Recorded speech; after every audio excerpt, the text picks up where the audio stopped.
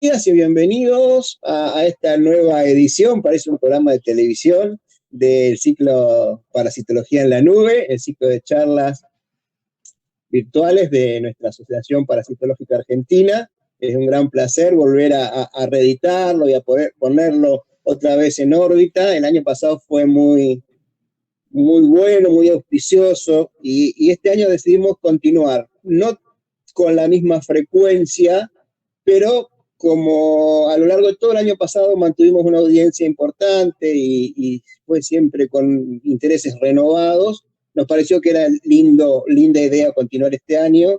Estamos programados para hacer más o menos una charla por mes.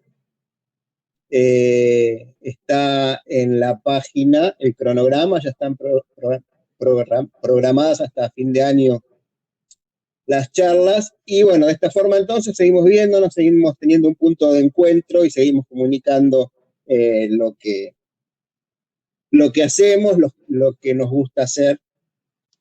Entonces, bueno, vamos a mantener como actividad de la asociación este lugar de encuentro para nosotros. Habitualmente yo presento las charlas y esta vez me tocó a mí, así que agradezco a los organizadores, que son los chicos de la Comisión de Difusión, y Silvia Guagliardo, que son la estructura por atrás de todas estas charlas y toda la organización, que me invitaron. Soy Juan Tímino, no sé, me da cosa que me presente si ya estoy hablando. Yo creo que la mayoría, por las caras que veo, ya nos conocemos todos, de la Universidad de Mar del Plata. Soy investigador del CONICET y docente de aquí de la Facultad de Ciencias Exactas y Naturales, y obviamente, bueno, soy parasitólogo primero que todo. Bueno, no sé, Lorena o Silvia, nada más de presentación, yo creo que ya está. Les agradezco. Me parece que está completo, sí, sí. Y el presidente de la APA, por favor. Claro, también, sí, Bueno, principalmente. Así que entonces voy a compartir, así les empiezo a contar un poquito de qué vamos a hablar.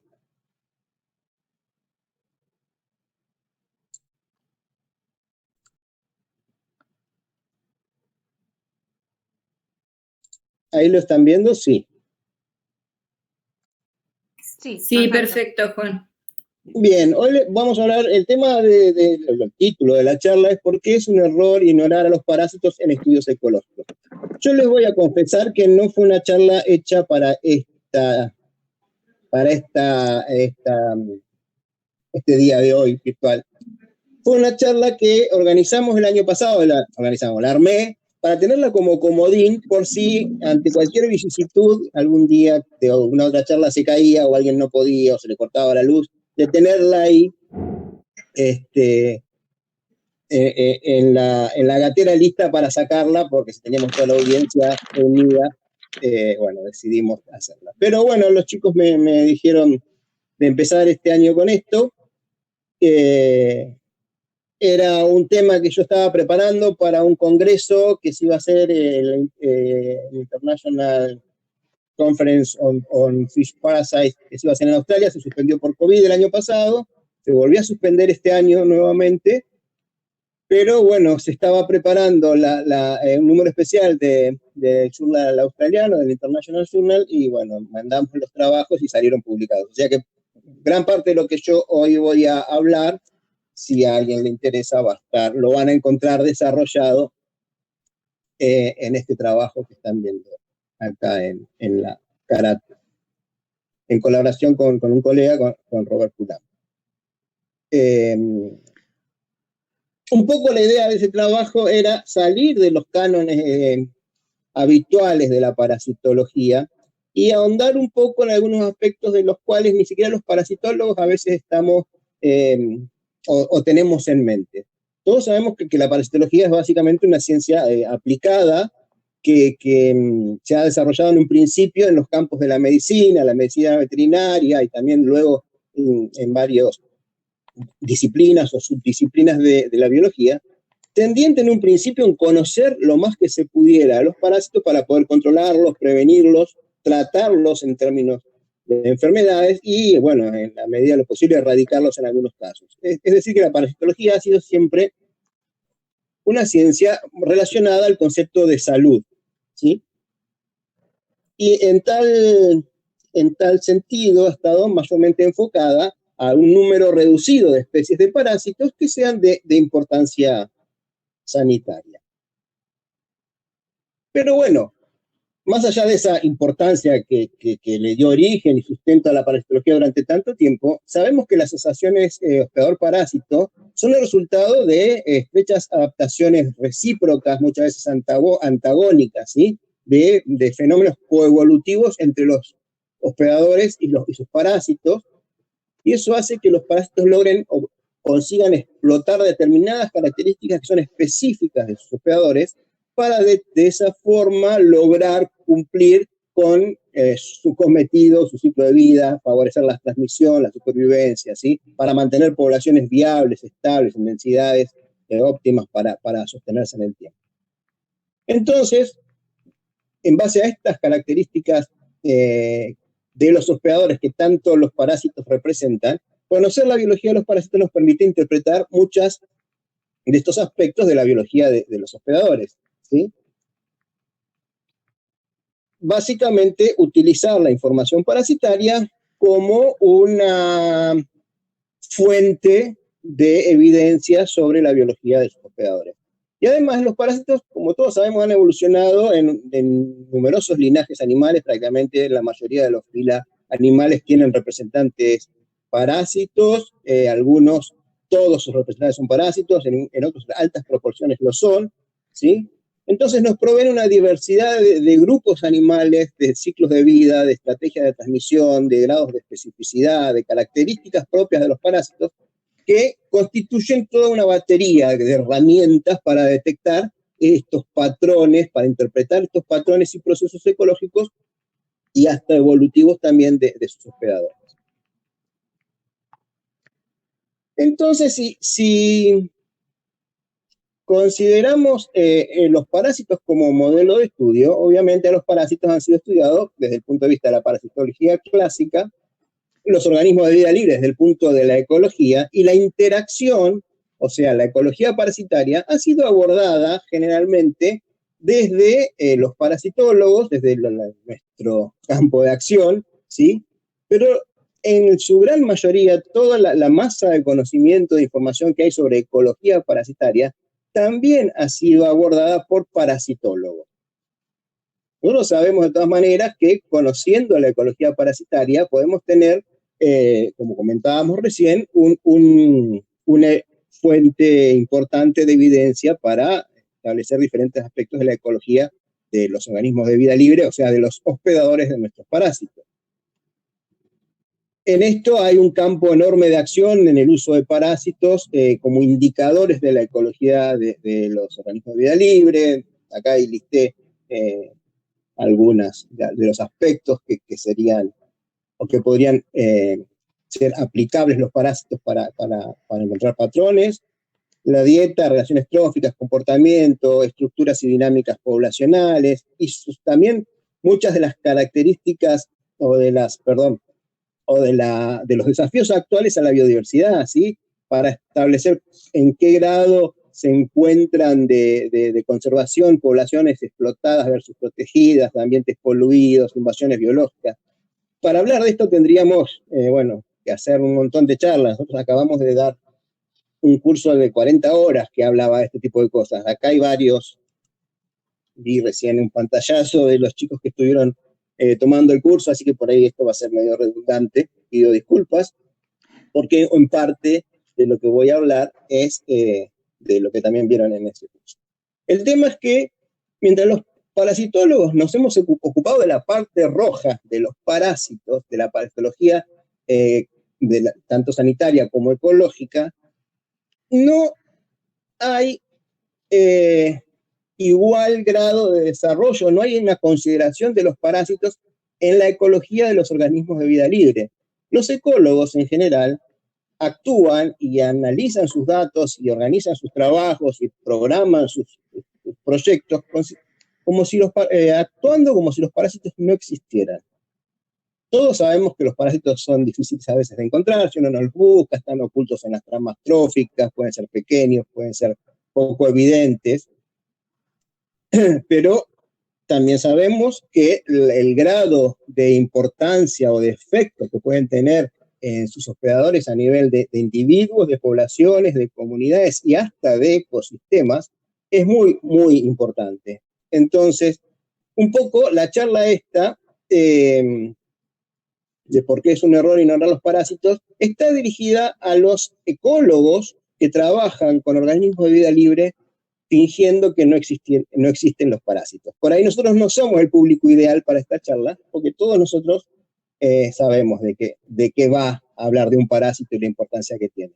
Pero yo creo que, como a mí, antes de ponerme a pensar en esto, me había pasado, y posiblemente a la mayoría les ha pasado, ninguno nos pusimos a pensar que el resto de la ecología no hecha por parasitólogos no nos están considerando los parásitos. Y bueno, por ahí saber esto y saber cómo comunicar la importancia de los parásitos es una forma también de insertar a la parasitología y llevarla a un lugar de relevancia en el concierto de la ecología general que realmente merecen. Así que tal vez algunos, después de esta charla, si no lo habían pensado antes, nos podemos convertir en unos legoneros y predicar por la inclusión de parásitos en programas y en estudios ecológicos de organismos de vida. El congreso para el cual este tema había sido preparado era de ecología de parásitos de peces. Por eso, en principio, los ejemplos que se utilizan son en su mayoría de peces, pero simplemente porque es el grupo con el cual trabajo, me siento más cómodo, tengo más información, pero bueno, son aplicables conceptualmente cualquier otro grupo de hospedadores. Sabemos que todos los grupos animales tienen parásitos, o sea que sería aplicable a cualquiera de ellos. Así que lo que voy a hacer ahora es pasar por algunos grandes temas o temas muy específicos, tal vez algunos de ecología, o metodologías habitualmente usadas, en los cuales vamos a demostrar cómo cambiarían o cómo se afectarían los resultados incluyendo o excluyendo los parásitos en tales estudios. Yo no estoy viendo si la pantalla del Jitsi, si hay algún comentario o algo, díganmelo porque no veo si hay algo en el chat o alguien hace alguna consulta. No, Juan, no hay ninguna pregunta todavía. Bueno, perfecto. Una de las primeras cosas que se me vienen a la mente es qué efecto pueden tener los parásitos sobre la condición y sobre la salud del hospedador, ¿sí?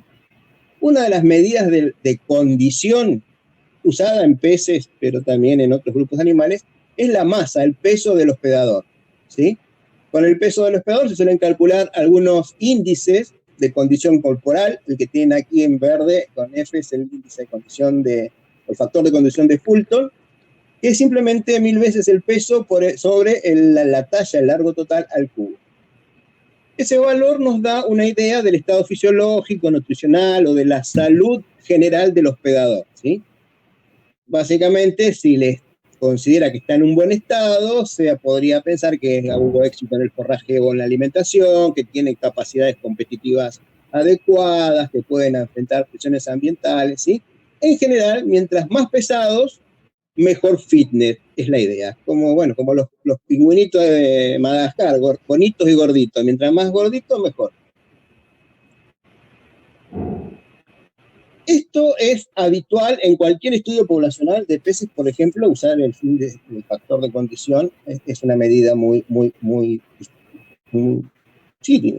utilizada, pero en la mayoría de los casos, cuando son ictiólogos, no consideran los posibles efectos de algún parásito que allí hubiera, ¿sí? Sabemos que un parásito puede causar una patología, ¿sí?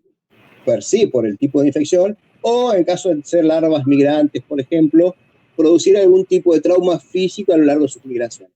Esto va a, por un lado, producir respuestas de estrés no específicas, realmente asociadas a un incremento de tasas metabólicas, que sumado a los costos metabólicos de montaje de una respuesta inmune, pueden afectar el contenido energético del organismo una disminución del lípido y por lo tanto un cambio en el peso. O sea que muchas veces los factores de condición que no consideren a los parásitos si están presentes, pueden ser erróneos en identificar qué tan bien está de salud basado solamente en el peso. Esto es simplemente un ejemplo, es unos copepos de la branquia, son bacalaos del norte. Estos sí son en condiciones experimentales y de cultivo, y vieron que en estos bacalaos las tasas de crecimiento, el grado de ganancia, el porcentaje de ganancia en tiempo de peso, la eficiencia de conversión alimentaria, la energética de la alimentación, porque es un sistema productivo, y el factor de condición, cambiaban no solo con la edad del hospedador, sino con la cantidad de parásitos que tenían y con la edad de esos parásitos, si esos parásitos eran juveniles o adultos bien desarrollados. O sea que la exposición a los parásitos puede generar toda una cascada de respuestas metabólicas que, además de afectar el peso, puede alterar a otros parámetros que también se utilizan muchas veces o se pueden utilizar como indicadores de la condición. Por ejemplo, conteo de glóbulos blancos, contenido de grasa o glicógeno, análisis bioquímicos de tejidos que se hacen, ¿sí? Titulación de hormonas de estrés, hormonas reproductivas. Todas esas medidas indirectas de condición sanitaria o con factor de condición corporal de un hospedador pueden también ser afectadas por los parásitos. No solo por la cantidad, sino como en este caso, inclusive por la edad de los parásitos. Acá simplemente abajo es una búsqueda que hice en Scopus con palabras clave condition factor y fish, y me arrojó 15.000 trabajos. Cuando le agregué parásitos, parasite, se redujo a 567, o sea que en la enorme mayoría de los trabajos no tienen en cuenta los parásitos. Y en este caso de los 567, la mayoría eran trabajos que querían ver si el parásito afectaba. O sea que estaban diseñados para ver qué efecto tenía el parásito en el factor de condición. O sea que los otros 14.500 ni noticias de usar los parásitos o considerar los parásitos como una posible fuente de variabilidad en el factor de condición que estaban utilizando, ya sea de los gravimétricos como los indirectos. Pero más allá de ese posible efecto, hay otra característica de los parásitos, y es que los parásitos tienden a acumularse o algunos estar en cantidades considerables en términos de masa o de peso. Estos son peces, fíjense el de arriba a la izquierda, la trucha pareciera con nematodes, estos sticklebacks del hemisferio norte con las larvas de cestodes que a veces llegan a ser el 90% del peso del organismo, es tejido parasitario, y aquí abajo es un esterón, es una madrecita de acá de los arroyos de Mar del Plata, donde hasta las pelotitas no son huevos, son metacercarias, hasta el 20% del peso de un pececito estaba representada por tejido parasitario. Pero esto no es solo aplicable a peces. Acá, por ejemplo, es una persona que en una radiografía le encontraron un quiste hiratídico. Habría que ver qué porcentaje del peso de esa persona en realidad correspondía al peso de un parásito. Entonces, muchas veces, hasta el mismo peso que se está usando para calcular el factor de condición de un organismo no es peso del organismo, sino que puede ser, en algunos casos, una alta proporción de ese peso está dada por tejido del parásito. Eso se queda demostrado en este trabajo, en el cual hicieron un estudio de la abundancia de un parásito, ¿sí? Y un índice corporal de un pez. Y vieron que si no consideraban a los parásitos, bueno, esto está en logaritmo, parece bastante plano, pero vieron como que los peces, cuando más parásitos había, mejor factor de condición tenían. Entonces las preguntas eran, ¿por qué pasaba esto? ¿Los hospedadores en mejor condición albergan más parásitos por algún motivo? ¿Los hospedadores muy parasitados se mueren, entonces desaparecen los que cuando tienen baja condición? ¿O los parásitos favorecen que haya un aumento de peso? No hay una explicación muy clara para este panorama. Volvieron a hacer lo mismo, restando el peso de los parásitos y recalculando las regresiones, Y acá sí se vio que en un principio había un aumento de carga parasitaria y de peso a medida que crecían los peces, pero después, a medida que aumentaba la carga parasitaria, el peso tendía a disminuir. O sea que había un efecto del parasitismo que en el primer gráfico se enmascaraba porque estaba empezando al parásito dentro de la masa corporal del hospedador. Esto no solo existen índices gravimétricos a nivel de todo el organismo, hay otros índices que se suelen usar. Un indicador del factor del estado reproductivo suelen ser los índices gonadosomáticos, es una proporción del peso del cuerpo que es representada por el peso de las gónadas, o los índices hepatosomáticos también, que es por el metabolismo del hígado, es una norma tan importante, el grado de desarrollo del hígado, que por ejemplo en peces varía en su contenido a lo largo del ciclo reproductivo, también se utiliza como un índice importante de condición, de factor de condición.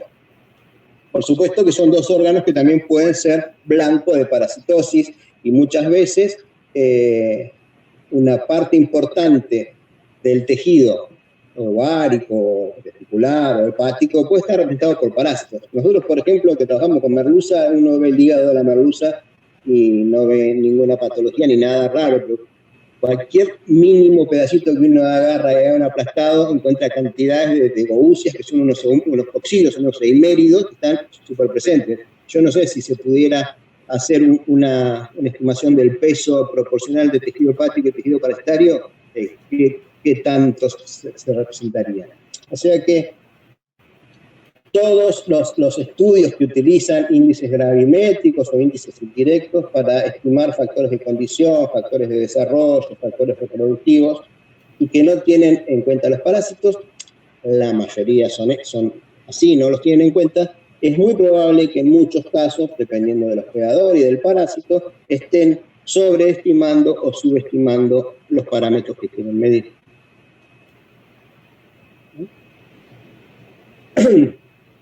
O sea que, bueno, el efecto de los parásitos o de la masa de los parásitos o de ambos sobre la masa del hospedador debiera ser considerado en cualquier estimación de factores de condición, ya sea por lo que les decía recién, ¿no? Por medidas directas de peso o por algún tipo de indicadores fisiológicos. Otros, por ejemplo, acá tengo otro ejemplo, otro tipo de bioindicadores de uso frecuente y de uso creciente es el uso de isótopos estables para estimar cómo fluye la energía en las tramas tróficas, qué nivel trófico ocupan distintos organismos en las cadenas alimentarias. Se usa mucho en cadenas tróficas marinas. Consiste en medir en determinados tejidos la concentración de nitrógeno 15 y carbono 13 en distintos organismos de una trama trófica. Aparentemente tiene muchas ventajas sobre el estudio del contenido estomacal, porque de hecho el contenido estomacal puede no estar presente, podemos tener estómagos vacíos, es una instantánea muy reciente, en cambio en este caso los isótopos se aduce que nos dan información sobre periodos previos de la dieta, nos dan una idea y una medida directa del nivel trófico de los organismos. Y básicamente en el medio marino se ha establecido que por cada aumento en un nivel trófico hay un aumento de menos de un 1% en carbono 13 y de un promedio de un 3,4% de aumento en nitrógeno 15. Estos saltos en las relaciones de concentración son los que se utilizan para estimar este tipo de parámetros.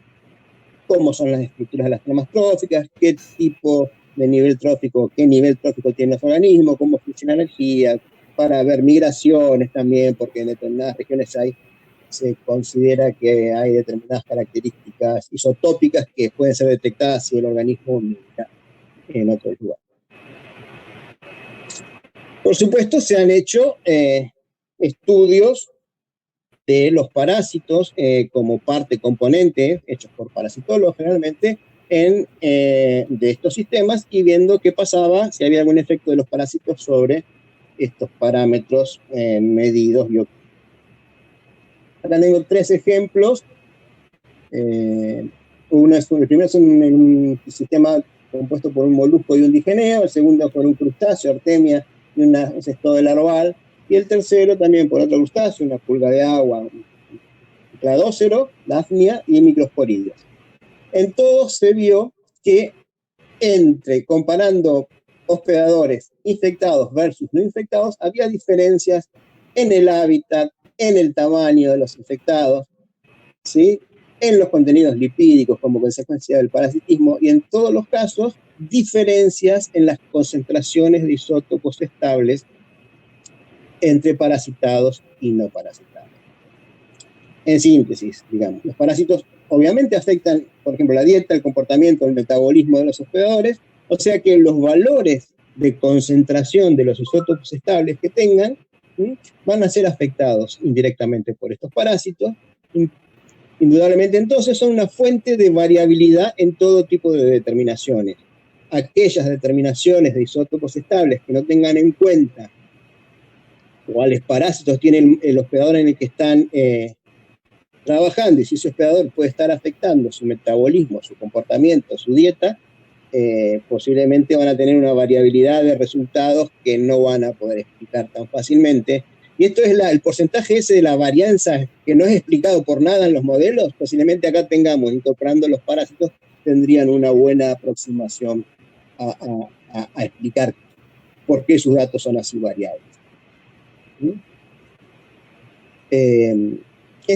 Un ejemplo más detallado es este mismo, es el estudio de un pez infectado con un cestodo introducido, donde vieron que en condiciones experimentales había diferencias de peso entre los peces infectados y los no infectados, ¿sí? E inclusive tenían diferencias significativas de las concentraciones de nitrógeno y de carbono, nitrógeno 15 y carbono 13, entre infectados y no infectados, y a su vez tener el parásito no determinaba que hubiera diferencias significativas en las tasas de crecimiento, en el tamaño alcanzado, en las tasas de alimentación.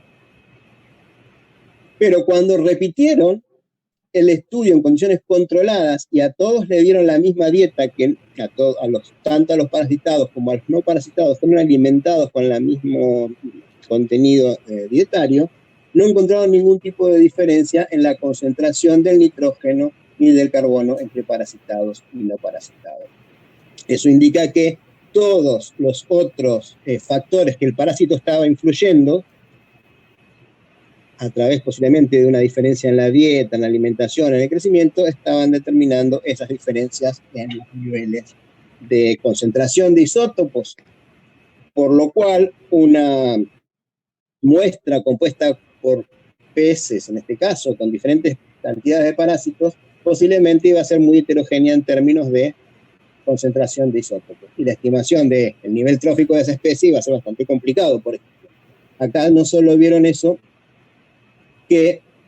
sino que al aumentar la biomasa de cestodes en el intestino, por ejemplo, la concentración o el porcentaje de nitrógeno 15 tendía a disminuir. O sea que inclusive era denso dependiente el efecto. ¿Esto qué hace? Acá es simplemente un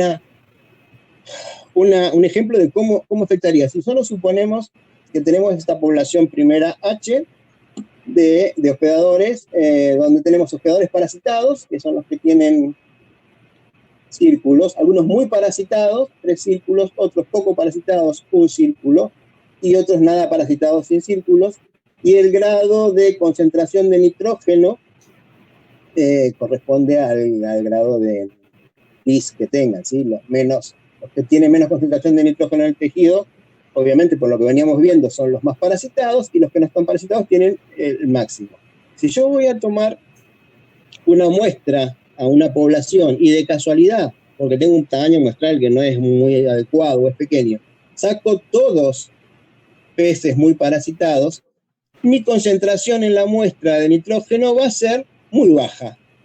Si tengo más o menos partes iguales de muy parasitados y no parasitados, o algunos con bajas cargas parasitarias, voy a tener una concentración intermedia, y si por casualidad saqué todos peces no parasitados, me va a dar un grado de concentración de nitrógeno muy alto.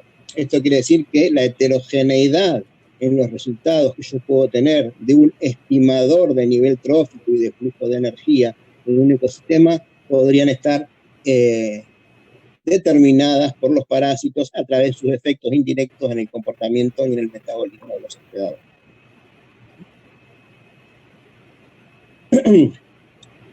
Por supuesto que estos cambios en la concentración de isótopos estables debido al parásito pueden ser, como decíamos, por disturbios metabólicos o por cambios en el comportamiento, que esos serían cambios asociados a la patología, pero también si el hospedador tiene una asignatura, una concentración de isótopos estables distinta a la del parásito, y yo estoy hago un homogenato para hacer una medición y no separo al parásito, al tejido parasitario del tejido del hospedador, los cambios en la concentración que yo tenga en los resultados va a estar debido al balance de masas, va a ser de cuánto tejido del parásito yo estoy sin querer haciendo un homogenato con el tejido del hospedador.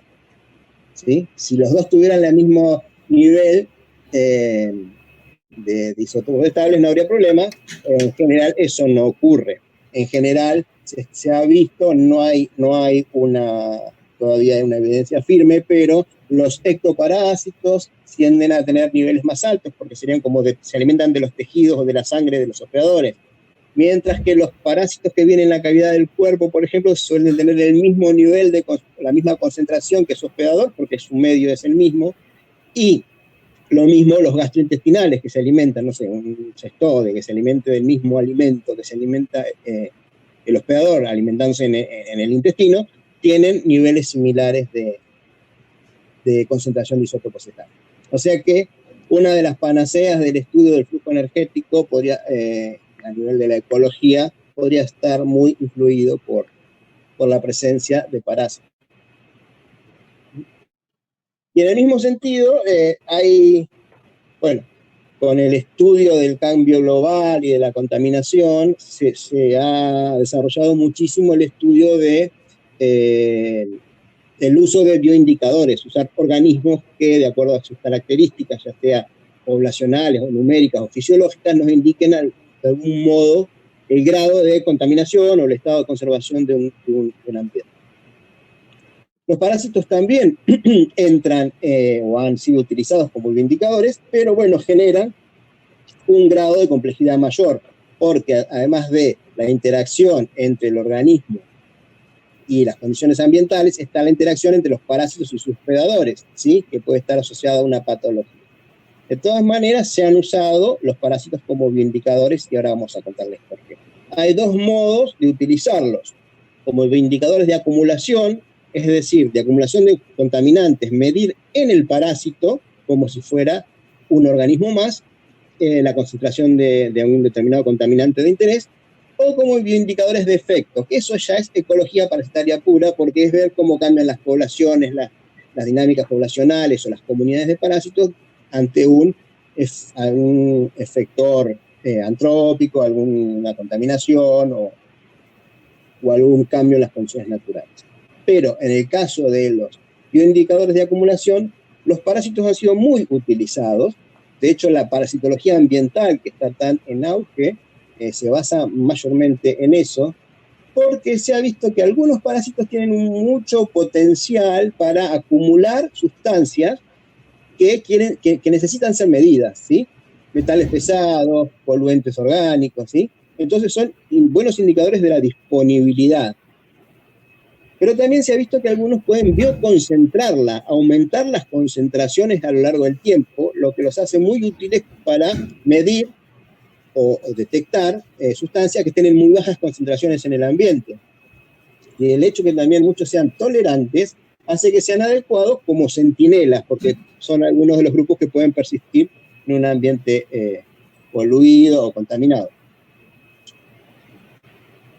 O sea que se han usado como herramientas diagnósticas y hay mucha información de los parásitos como bioindicadores de contaminación química en el ambiente, ¿sí? Y que tan disponibles estén esos poluentes para la vida. Esto, por ejemplo, es una serie de publicaciones donde se ve que para todos los grupos de animales parásitos, en todos los grupos de hospedadores, en todos los tipos de ambientes terrestres, acuáticos, dulceacuícolas, marinos, se han encontrado o se han usado los parásitos como indicadores de acumulación. Pero una particularidad es que, en general, si nos concentramos, no sé si se ve el mouse, en esta columna que dice rango de bioconcentración, lo que se ha visto es que los parásitos, independientemente del hábitat, acá tengo hábitat de agua dulce, terrestre y marinos, acantocéfalos, todos en esta tabla, pero bueno, es una tabla mucho más grande, independiente de quién sea el hospedador, los parásitos tienden a concentrar o a acumular mayor cantidad de poluentes que sus hospedadores. Este es lo máximo, por ejemplo, es con Ornithus levis, que se ha visto que concentra 1000 veces más, en este caso metales pesados, todos estos que están acá, que el pez que lo alberga.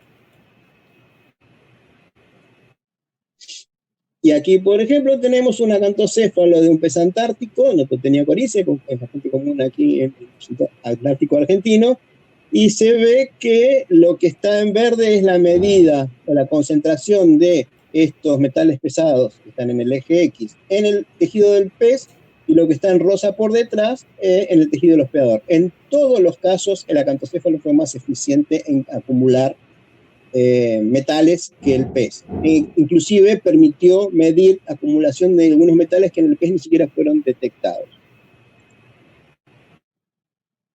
Y este es el ejemplo del Ponforhynchus levis, que acumulaba hasta 1000 veces más que uno de sus hospedadores.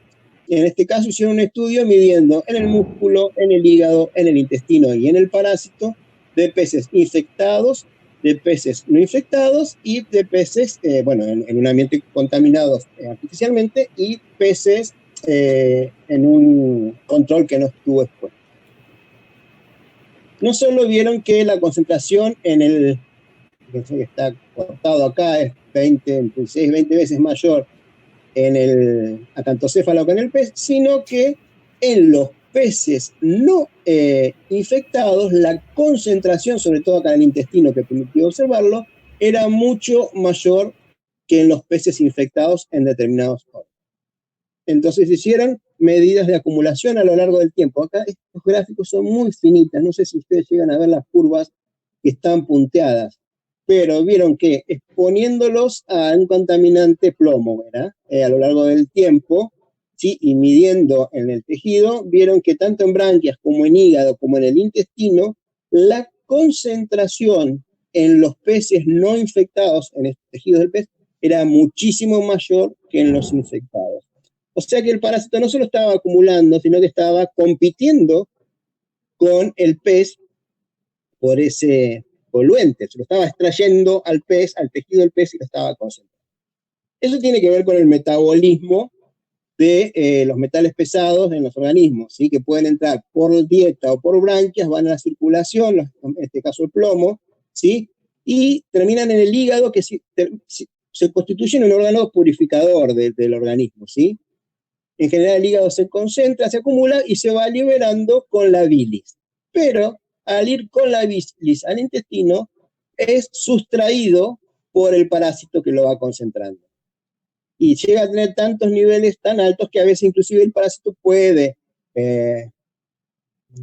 disponer de una cierta concentración del poluente, en este caso del metal, o para que sea nuevamente reabsorbido por el sistema circulatorio, pero en general eso es mucho menor que lo que absorbe. O sea que el parásito tiende a tener una concentración mucho mayor porque le está depurando al hospedador. Ahora, el uso de parásitos como indicadores lo han hecho parasitólogos. El uso de peces como bioindicadores lo hacen la mayoría de los ecotoxicólogos, pero no consideran que pueden tener un parásito metido adentro de su hospedador. ¿Sí? Entonces, nuevamente, en una población hipotética, yo tengo peces parasitados que tienen baja concentración de plomo y peces no parasitados que tienen alta concentración de plomo porque el parásito no lo está sustrayendo.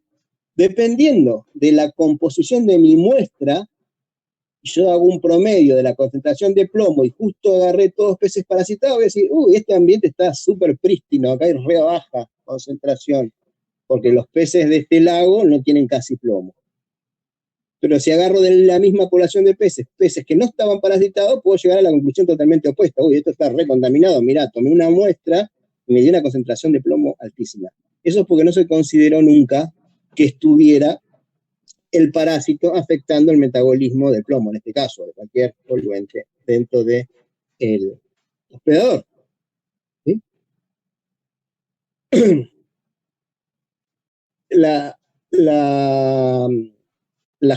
No solo las concentraciones, sino que también las respuestas de los organismos a los contaminantes son usadas a través de métodos bioquímicos como marcadores, un poco lo que hablábamos hace un ratito, ¿sí? Los contaminantes pueden producir desde incrementos en niveles de estrés hasta la producción de moléculas protectoras y hasta el extremo de disrupciones de equilibrio homeostático y la muerte de los organismos, ¿sí? Entonces la ecotoxicología no solo mide muchas veces la concentración de los poluentes, sino que mide marcadores o biomarcadores, ¿sí? Que son estas respuestas bioquímicas a la contaminación. Algunos son específicos, pues las metaloptioneínas son unas proteínas que se usan para detectar la presencia de metales, entonces no hay problema, si uno encuentra metaloptioneína sabe que va a haber metales. Pero hay otros biomarcadores que son no específicos. Se miden enzimas del estrés oxidativo, se pueden medir expresión hormonal, regulación hormonal, se puede medir respuesta energética, grado de respirómetros, consumo de oxígeno, ¿sí? Genes y proteínas que tengan que ver con el metabolismo y la expresión de poluentes. El tema es que en todos estos bioindicadores o biomarcadores no específicos de contaminación no solo van a ser afectados por la contaminación, sino que en la mayoría de los casos son respuestas también comunes a la presencia de parásitos. Entonces ahí ya se complica interpretar cuál es la causa de la variabilidad de los valores que yo pueda tener de estos biomarcadores. ¿Es la polución o son los parásitos? Eso siempre y cuando alguien considere que los parásitos pueden serlo. Habitualmente no son considerados como una posible fuente de variabilidad de estos bioindicadores, ¿sí? En general, se usan muchas veces organismos capturados en ambientes naturales, porque son los ambientes que se quieren evaluar, y sabemos que los organismos en los ambientes naturales tienen parásitos, o sea que de rutina debieran ser incluidos los parásitos como posibles fuentes de variabilidad en este tipo de estudios.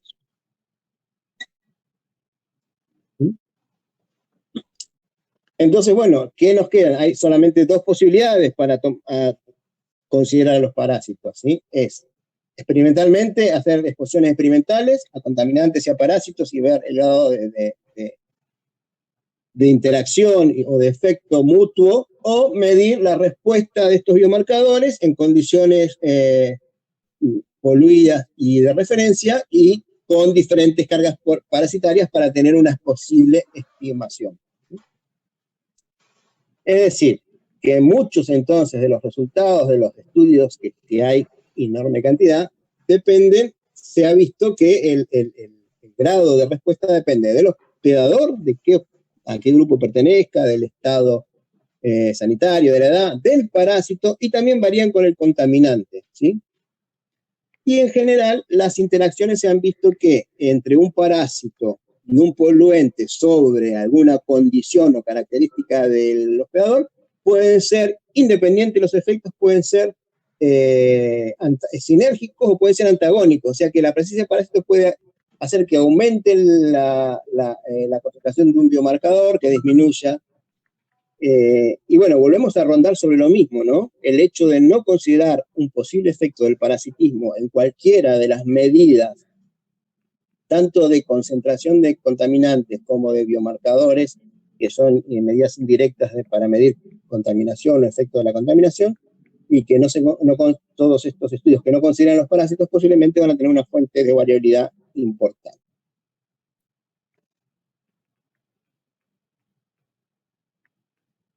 Bueno, esto es un poco lo que decía. En muchos casos, los efectos normalmente atribuidos a la contaminación pueden estar, contaminación con M termina, ahí me equivoqué, pueden ser resultado del parasitismo, ¿sí?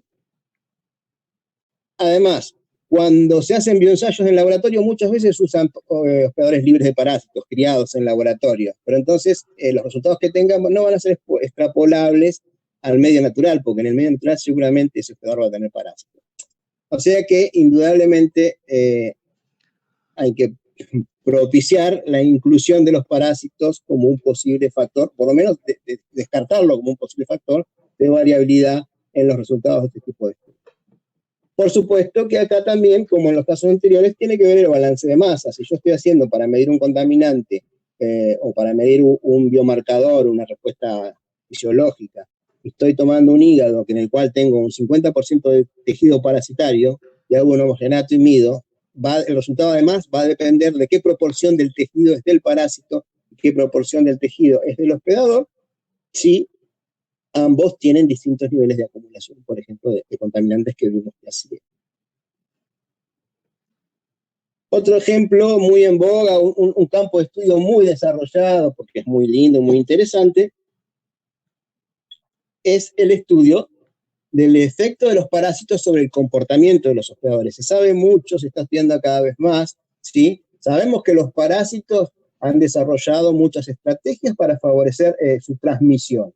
Eso lo han hecho algunos grupos maximizando la tasa reproductiva, lo que es, bueno, obviamente energéticamente costoso, y otros simplemente ajustando las vías de transmisión, ya sea aumentando la supervivencia en el medio, esto no se los tengo que contar porque son con los grupos que todos trabajan, o en algunos casos sincronizando la transmisión, ¿sí? Cambiando para tal efecto o afectando el comportamiento del hospedador de un modo que favorezca la transmisión de los parásitos. Hay varios escenarios en los cuales se ha visto esta manipulación. Uno muy común y muy estudiado es aquellos parásitos de transmisión trófica que lo que hacen es, el grosor de la flecha implica un aumento de la tasa de transmisión, ¿sí? La presencia del parásito en un hospedador intermediario, el parásito decía el puntito negro, incrementa la posibilidad de que ese hospedador intermedio sea consumido o depredado por el hospedador para favorecer la transmisión.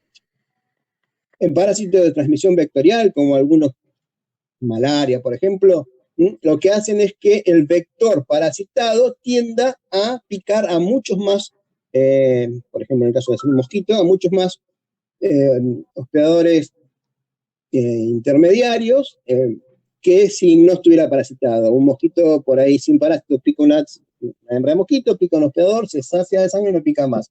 Si está parasitado, pica muchas veces y hace ingestas más pequeñas, lo que las mantiene con hambre y activo y hace que de esta manera se pueda dispersar mucho más el parásito.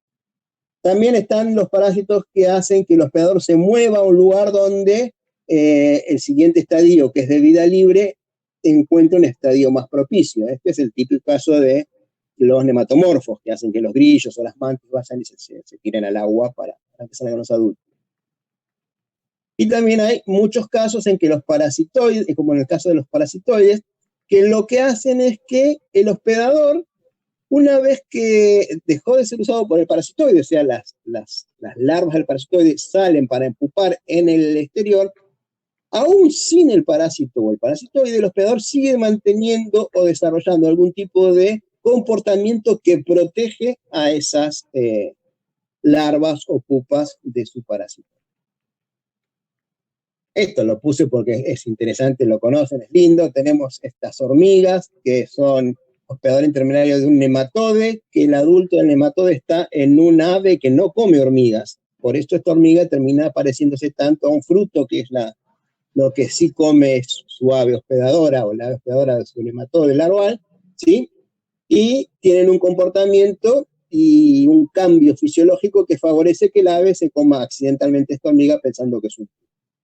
Está el caso de Dicrocelium dendriticum, que seguramente todos lo conocen, también un digeneo y hormigas que en un medio terrestre hace que la hormiga sea consumida por una oveja, porque en determinada hora del día la hormiga, en vez de irse al hormiguero, se va a la punta de un pasto, se prende con las mandíbulas, sus mandíbulas quedan trabadas y queda ahí colgando esperando a ser consumida por un herbívoro. Si el herbívoro no se lo comió y se hace de noche, se le destraba las mandíbulas y vuelve al...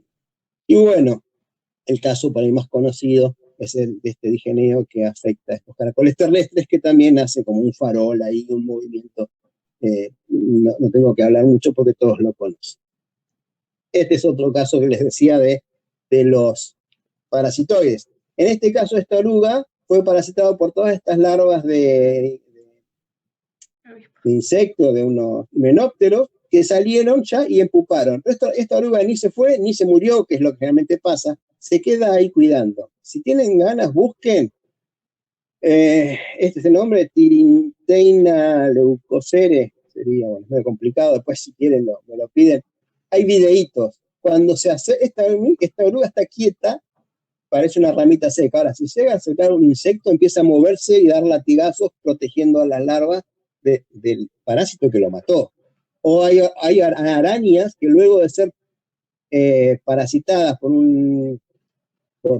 insectos, el insecto sale en pupa en la tela y la araña le hace un cocón y lo protege como si fuera a su propia cría, y es la larva del insecto que la acaba. Esto simplemente para ver que el cambio de comportamiento es una estrategia muy utilizada en muchos grupos de parásitos. Esos son casos muy espectaculares y muy visibles, pero hay muchos otros que no son tan evidentes. Y acá simplemente tengo un ejemplo. Este es un estudio de unas larvas de cestode que están en este pez. El adulto del cestode está en aves e ictiófagas. En un estudio, fíjense que esto es del 1952. En estos peces de este lago, la prevalencia, o sea, el porcentaje de peces parasitados era del 6,5%. Pero la prevalencia de estas larvas de cestode en los peces consumidos por los cormoranes era del 30%. O sea que indudablemente el pez parasitado era mucho más susceptible de ser predado. O sea que el parásito estaba de alguna manera afectando o el comportamiento del pez o su exposición para que sea más fácilmente depredado por el hospedador y así completar su ciclo. Esto es más o menos lo mismo, esto es experimental. Tomaron estos pececitos pequeños, los pusieron en estanques, en uno pusieron peces no infectados, en otros unos infectados con 1400 metacercarias de un bigeneo y otro con muchas más. Después de un tiempo fueron a contar y vieron que los que eran mucho más parasitados, la proporción que había sido consumida era enormemente superior. O sea que el hecho de estar parasitado, indudablemente, estaba determinando el riesgo de ser predado. ¿Esto qué nos está diciendo?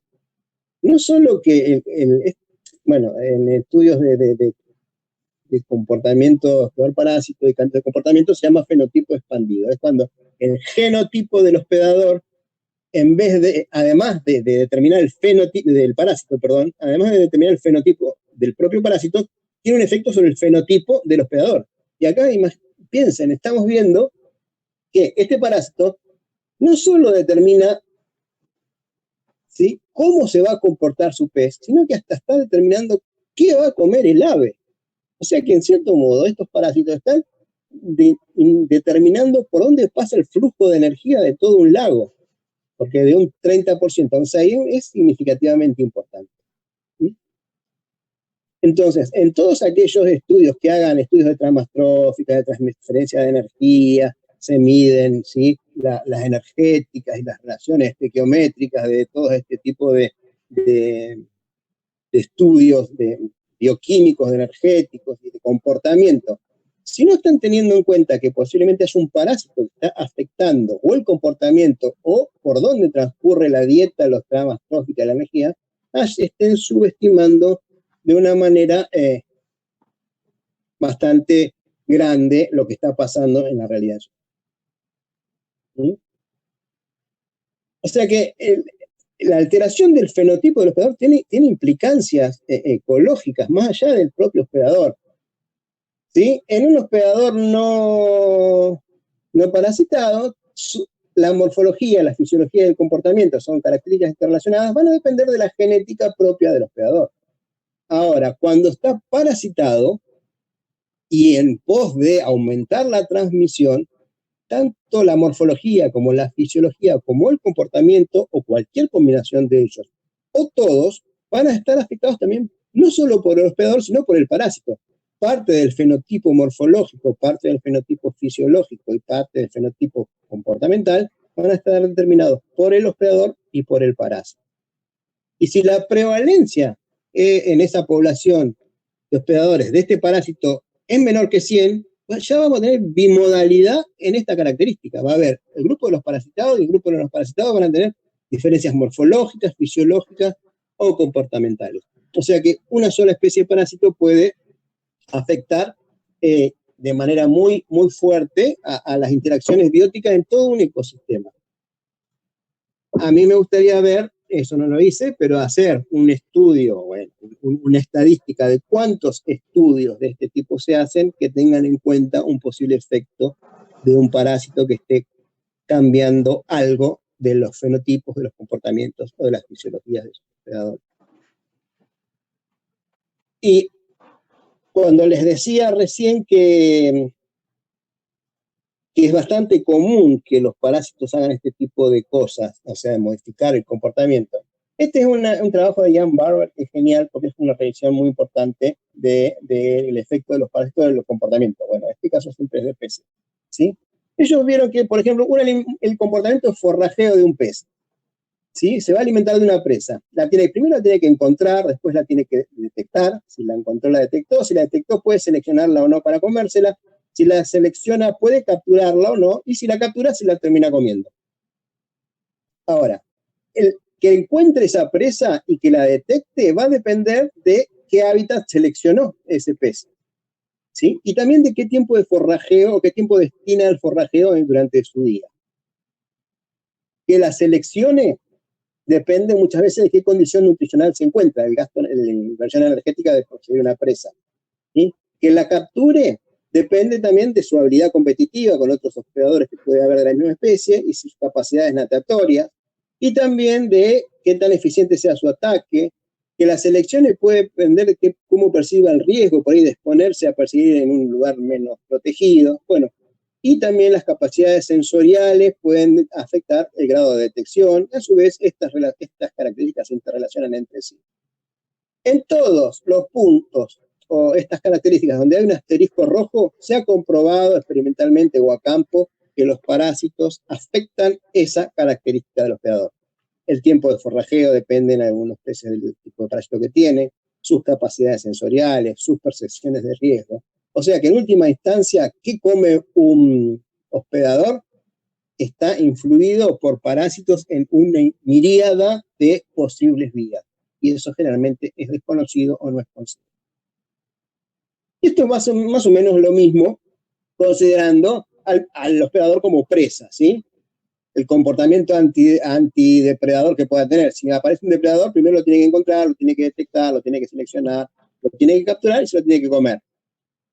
Que lo encuentre depende, por ejemplo, de qué hábitat seleccionó ese hospedador, si es un comportamiento gregario o no, puede ser que lo detecte o no. En el caso de los peces, el formar cardúmenes tiene que ver con cómo se posicionan espacialmente en el cardumen, si en el centro o en la periferia, si se benefician o no con la confusión que genera un gran volumen como un cardumen, tiene que ver si es un bicho que va a ser seleccionado o capturado. Bueno, nuevamente, no voy a detallar todo esto, pero en todos los características donde hay puntos rojos, asteriscos, está comprobado que hay algún parásito que afecta esa característica. Y donde hay signos de pregunta, se cree, ahora no hay evidencias contundentes, pero se cree que indudablemente algún parásito también lo podría estar afectando.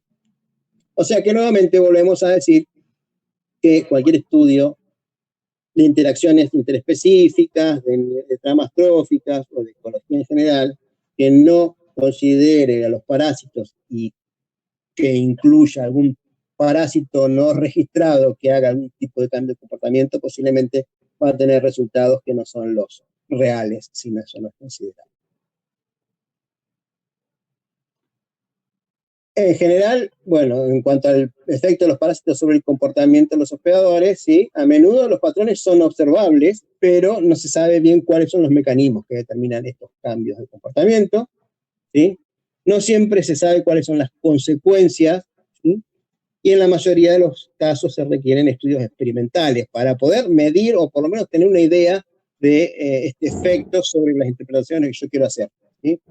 La factibilidad de experimentar también depende de qué tan fácil sea cerrar el ciclo, necesitamos otros hospedadores, o sea que no es una característica muy fácilmente identificable el cambio de comportamiento por parásitos en cualquier estudio, ¿sí? Pero por lo menos, aunque sea, yo siempre digo, si se sospecha, ponerlo en la discusión como una posibilidad, como una fuente posible de la variabilidad de los datos. Porque, como venimos diciendo hasta ahora, no deberían ser ignorados tampoco en cualquier estudio sobre, por lo menos, el comportamiento de sus hospedadores.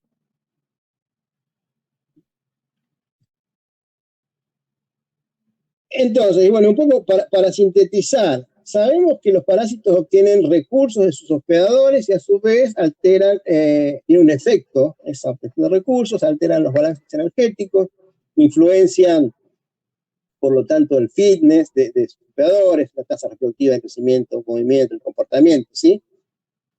En ese sentido, los parásitos entonces pueden regular a las poblaciones de hospedadores y pueden, a través indirectamente del efecto sobre sus hospedadores, influenciar otros organismos interrelacionados, ¿sí? Por lo tanto, pueden afectar comunidades y hasta ecosistemas. Hay muchos estudios en ese sentido, y de modo creciente. O sea que la relevancia de los parásitos es importante, pero como venimos diciendo, es básicamente reconocida por parasitólogos, ¿sí? Pueden presentar una alta proporción de la biomasa en un ecosistema, pueden contribuir a las tramas tróficas como presa, inclusive como biomasa a ser consumida, pueden modular interacciones competitivas, pueden regular poblaciones de hospedadores e incrementar las tasas de mortalidad, pueden afectar la estructura y el funcionamiento de las tramas tróficas en cualquier ecosistema, pueden determinar la composición de especies en las comunidades de vida libre, pueden afectar la estructura y la función de los ecosistemas a nivel de organización biológica más alto. O sea que indudablemente, si pueden hacer todo esto, debieran ser siempre considerados en cualquier tipo de estudio. Pero como si esto fuera poco, no se trata muchas veces de que estén o no estén, sino de cuántos hay. Muchos de los efectos que estuvimos viendo o charlando pueden ser densodependientes. El efecto puede depender de la cantidad de parásitos que un hospedador tenga. Y todos sabemos que los parásitos en las poblaciones de hospedadores no están distribuidos homogéneamente. Están distribuidos de manera agregada o sobredispersa, a tal punto que en algunas definiciones de parasitismo, el hecho de tener una distribución agregada es parte de la definición, porque es una de las pocas normas generales del parasitismo, que haya en una población de hospedadores muchos hospedadores con pocos o sin parásitos y pocos hospedadores con muchos parásitos. O sea que si el efecto del parásito es densodependiente sobre la característica que yo quiero medir y tengo una sobredispersión de parásitos en una población, puede posiblemente tener una sobredispersión o una agregación o una distribución no normal en la medida que yo estoy tomando, porque depende de la cantidad de parásitos. ¿Sí? Y también sobre la posible relación entre esa respuesta y otros efectores que también estén ocurriendo. Y si a esto sumamos que la agregación, la sobredispersión depende del sexo, de la edad, del tamaño, de la resistencia, del comportamiento, muchas veces de los hospedadores, es un nuevo grado más de dificultad o de complejidad a el posible efecto de los parásitos sobre cualquiera de las medidas que tomamos nosotros para interpretar la ecología de sus hospedadores. Y como si eso fuera poco, no solamente el sexo, la edad y el tamaño del hospedador afectan la dispersión o la agregación, sino que también pueden afectar la abundancia. Hay muchos parásitos que persisten en el hospedador, persisten durante toda la vida o durante periodos muy largos de tiempo, y eso hace que no solamente dependa cuántos parásitos tiene el hospedador, no solo depende del tamaño, sino que también depende entonces de la edad.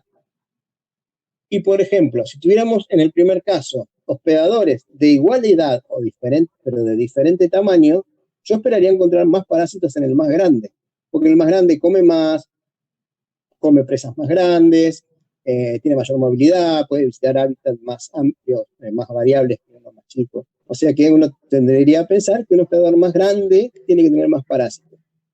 Pero dos hospedadores de similar tamaño y diferente edad también pueden ocurrir. Y aquí uno esperaría que, en general, aunque tengan el mismo tamaño, el hospedador más viejo tenga mayor cantidad de parásitos, porque tuvo más tiempo para acumular.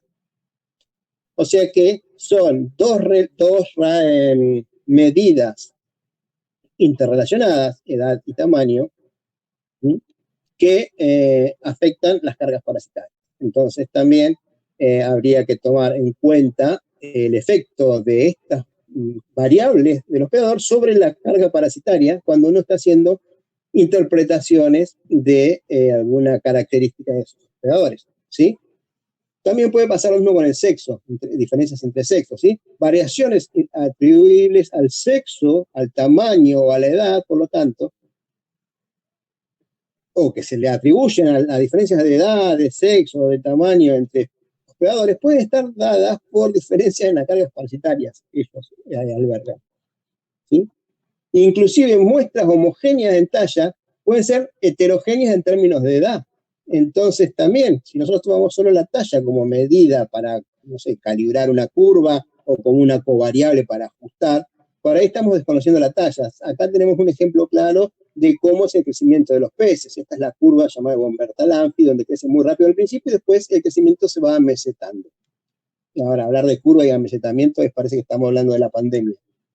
¿Qué vemos acá? Que a iguales intervalos de talla, dependiendo de la edad, el rango de edades puede ser muy grande, porque en este rango de talla, pónganle de 10 a 11, por ejemplo, vamos a tener peces de 3 a 5 años de edad. Pero en el otro, que es el mismo rango, pero un poquito más grande, de 11 a 12, vamos a tener peces con, no sé, 5, 6, 10 años de diferencia, dentro de un mismo rango de talla. Yo puedo estar asumiendo como una muestra homogénea, porque son de tallas iguales o muy parecidas, pero son totalmente diferentes en términos de edad, por lo cual pueden tener diferentes parasitismos por la edad que tienen, y pueden estar dándome diferencias en cualquiera de las medidas ecológicas que estoy tomando, y que estamos desconociendo como causales de esa variante. A todo esto venimos nosotros hablando como si existiera una única especie de parásito por hospedador, pero todos sabemos que esto no es así. Hay varias especies de parásitos en general coexistiendo en un hospedador, obviamente un hospedador silvestre de vida libre. Acá tenemos 4 especies de peces muy comunes de la costa de acá del Mar del Plata, la costa bonaerense sobre todo. Bueno, estos dos son también bastante patagónicos, el salmón blanco y la merluza. Y fíjense, 20, 40, 30 casi especies de parásitos cada uno albergan, ¿sí? O sea que las diferentes especies que coexisten en un mismo hospedador pueden tener diferentes efectos sobre lo que yo estoy midiendo en su ecología. Esos efectos pueden ser independientes, pueden ser sinérgicos o pueden ser antagónicos. O sea que el resultado va a depender de qué patrones de coocurrencia tenga en cada hospedador. Y eso me da, bueno, obviamente, un mosaico enorme de posibles efectos combinados y múltiples en las características que yo estoy midiendo. O sea que, nuevamente, la conclusión es siempre la misma. No podemos, no deberíamos, o no deberían, nosotros en general no lo hacemos porque trabajamos con parásitos, no deberían los ecólogos independizarse tanto de los posibles parásitos que tienen sus sistemas biológicos bajo estudio. Así que bueno, entonces sabemos que los parásitos son numerosos, son muy diversos, están en la naturaleza distribuidos en todos los niveles y en todos los grupos, afectan a todos los organismos directa o indirectamente, afectan a nivel de hospedadores individuales, de poblaciones, de comunidades y hasta ecosistemas. Por lo tanto, por un lado, pueden ser fuentes útiles de información en estudios ecológicos y de biodiversidad. En eso estamos los ecólogos parasitarios muy concentrados. Perdón, se me fue. Pero por otro lado pueden ser fuentes de errores en estudios ecológicos si no son considerados. Y ahí es donde tenemos que hacer ver al resto de los colegas no parasitólogos que pueden estar errándole el palo al gato si no están considerando a los parásitos en sus modelos de estudio. Entonces, lo ideal sería que nos convoquen para esos estudios, por lo menos para opinar, que se incluyan rutinariamente a los parásitos en diseños de estudios ecológicos de los hospedadores, que se incluya a los parásitos como predictores, como variables predictoras en los modelos, en los análisis, porque le van a disminuir seguramente en muchos casos la variabilidad o la variancia no explicada de sus datos, ¿sí? Y bueno, en el caso de hacer estudios experimentales, que se utilicen hospedadores libres de parásitos, y ahí pueden saber qué grado de influencia tendrían los parásitos en lo que se está midiendo. Bueno, nada más. Muchas gracias. Voy a dejar de compartir. Esto de ser juez y parte, de hablar y coordinar, se me complica. Muy interesante, Juan. Hola. Muy bien. No, te iba a decir que no dejes de compartir porque había una pregunta de Andrés Brunetti que por ahí sirve la presentación.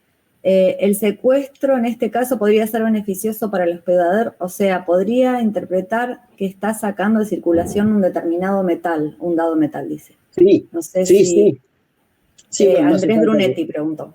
Bien, no haría falta que lo proyecte, pero sí, básicamente para el hospedador es beneficioso, por cierto, que el hospedador esté extrayendo un poluente, si ese poluente le causa algún efecto detrimental al hospedador. Sería un beneficio. El tema es, acá la persona que está estudiando esa concentración y la está midiendo un hospedador parasitado y va a encontrar menores concentraciones y va a tener una estimación de la realidad, una subestimación. O si está metiendo el tejido del parásito sin querer en su homogenato para medir, va a tener una sobreestimación. A esto iba con los ejemplos. Pero pongo con Q, claro, no con K. Y después había otra pregunta, pero la respondieron ya, que era cuál era el nematoide que hacía que la hormiga se parezca a una fruta, pero Camilo Salazar Silva le respondió. Muy bien, gracias. Mimeconema, sí, 1757 era, si querés ver el chat. Ya lo busqué el trabajo, está buenísimo.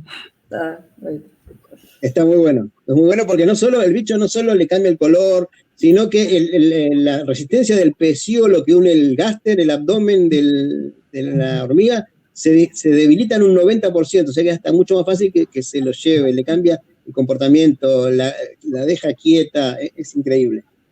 Está buenísimo. Y son nematodes, que generalmente son digeneos los que hacen ese tipo de cosas. Claro.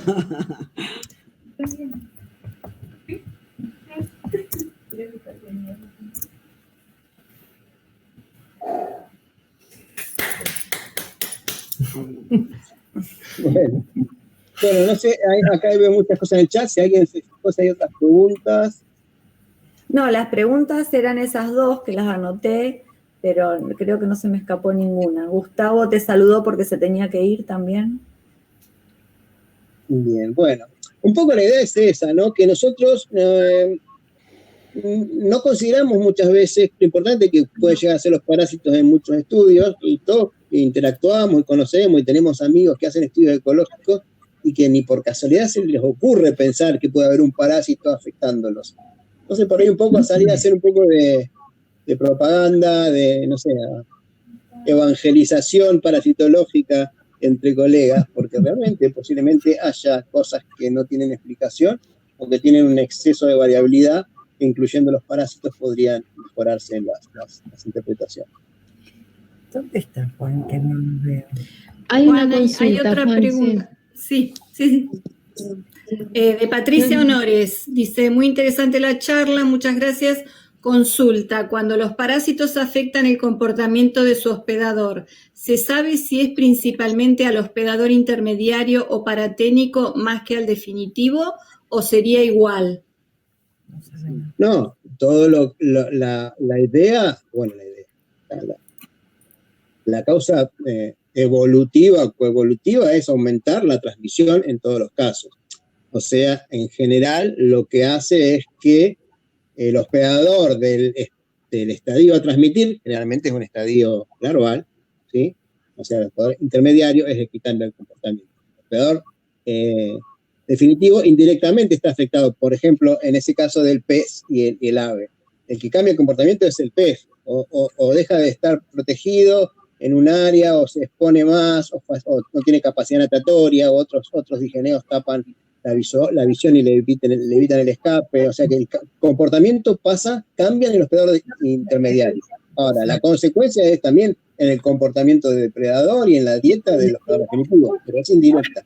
No importa. ¿Y si estamos acá? No sé si con eso respondí. Dice Patricia, perfecto, muchas gracias. Bueno, de nada. ¿Mutearlo? No. Bueno, vos sabés las veces que lo uso, si total estamos acá en nuestro lugar de trabajo. Bueno, si no hay otras preguntas, podemos desmutearnos y aplaudirle a Juan. ¿Parece?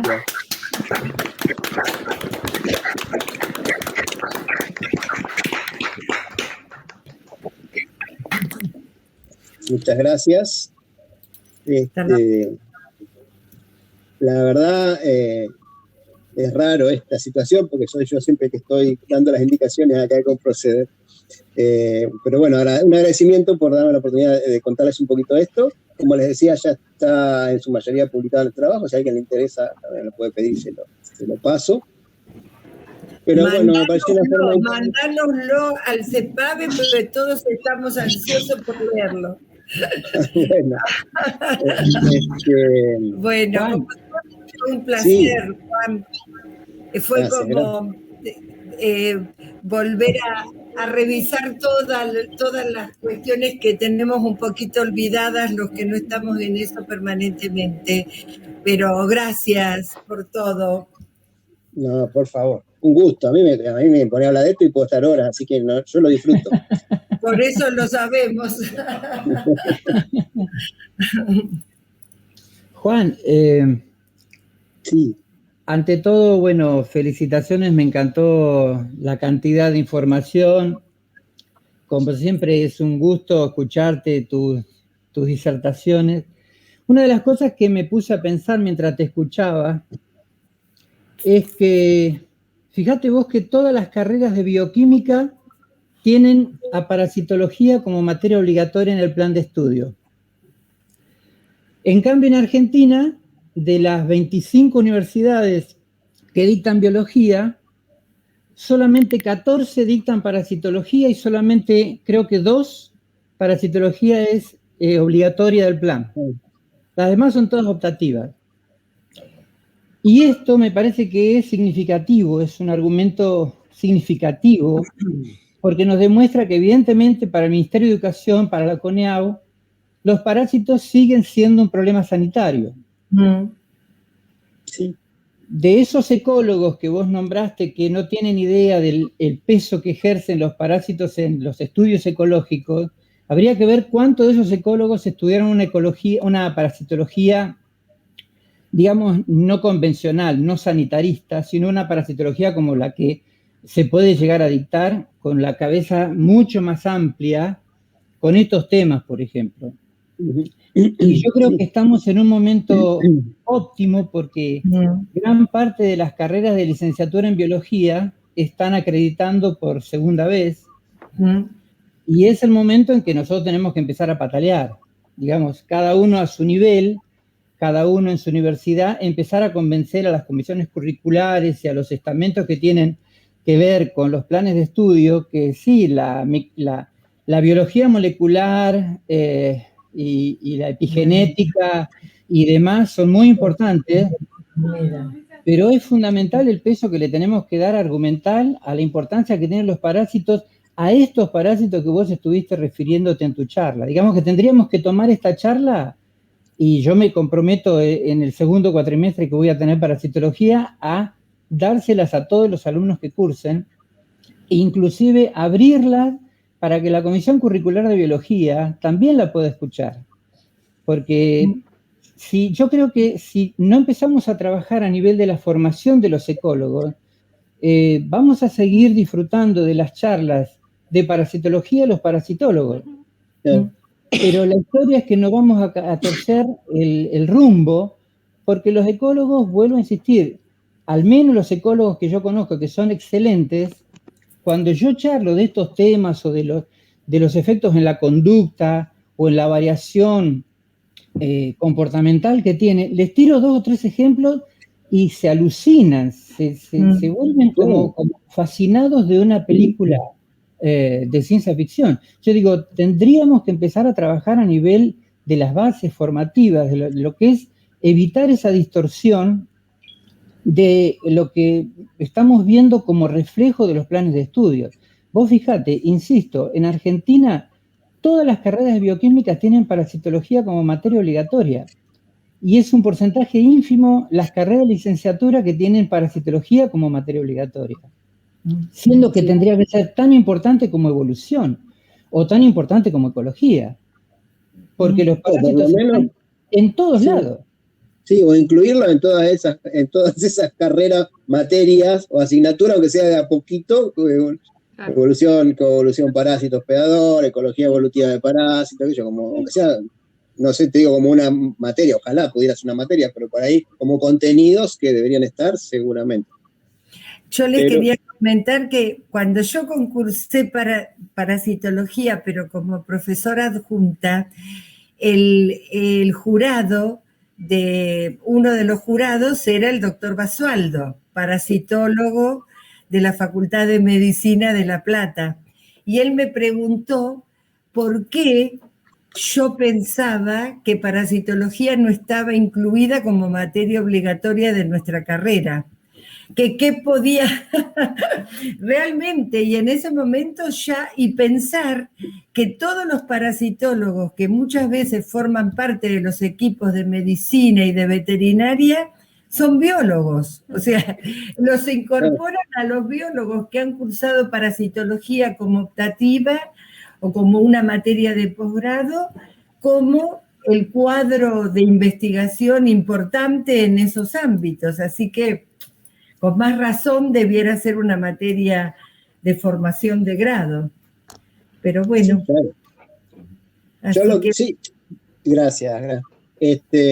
Digamos, todo esto es como secundario a lo que, como que fue surgiendo. Nosotros damos un curso de ecología parasitaria aplicada, donde se hablan todos los aspectos en los cuales los parásitos nos pueden ayudar en estudios parasitológicos. Y esto fue surgiendo como los corolarios de eso, de lo importante que son los parásitos, ¿qué pasaría si alguien no los considera? Porque es como la alternativa para demostrar por la negativa lo importantes que son.